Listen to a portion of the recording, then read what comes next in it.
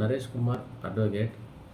இந்து திருமண சட்டம் 1955 section 13 subclass 1. கணவன் மனைவி விவாகரத்து கேட்டு 8 காரணங்களுக்காக நீதிமன்றத்தில் வழக்கு தாக்கல் செய்யலாம். 1. அடல்ட்ரி, கள்ளத்தொடர்பு. மனைவி இல்லாமல் வேறு ஒருவருடன் உடலுறவு வைத்து கொண்டால் மனைவி விவாகரத்து கேட்டு வழக்கு தாக்கல் செய்யலாம். 2. Cruelty, physical cruelty, mental cruelty. யாரேனும் ஒருவர் விவாகரத்து கேட்டு தாக்கல் செய்யலாம். 3. டெசர்ஷன், பிரிந்து இருந்தல். 2 வருஷத்துக்கு மேலே எந்தவித அடிப்படை காரணமுமின்றி பிரிந்திருக்கும்போது விவாகரத்து கேட்டு வழக்கு தாக்கல் செய்யலாம்.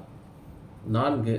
கன்வர்ஷன், மதம் யாரேனும் ஒருவர் மாறினால் விவாகரத்து கேட்டு வழக்கு தாக்கல் செய்யலாம். 5. ரெனன்சியேஷன் அப்படின்றது துறவு மேற்கொள்வது. மதத்தின் அடிப்படையில் துறவு மேற்கொண்டால் அதன் அடிப்படையில் விவாகரத்து தாக்கல் செய்யலாம். 6. அன்சவுண்ட்னஸ் ஆஃப் மைண்ட், புத்தி சுவாதீனம் இன்மை. இந்த புத்தி சுவாதீனம்ன்றது விட்டு வரலாம், தொடர்ந்தும் இருந்தால் ஒருவர் விவாகரத்து கேட்டு வழக்கு தாக்கல் செய்யலாம். 7.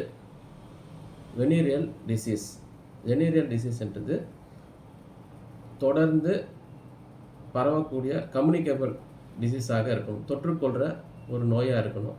அப்போ விவாகரத்து கேட்டு வழக்கு தாக்கல் செய்யலாம். 8. மிஸ்ஸிங், யாரேனும் ஒருவர் 7 வருஷமாக எங்கு இருக்கிறார் என்பது தெரியாமல் இருந்தால் விவாகரத்து வழக்கு தாக்கல் செய்யலாம்.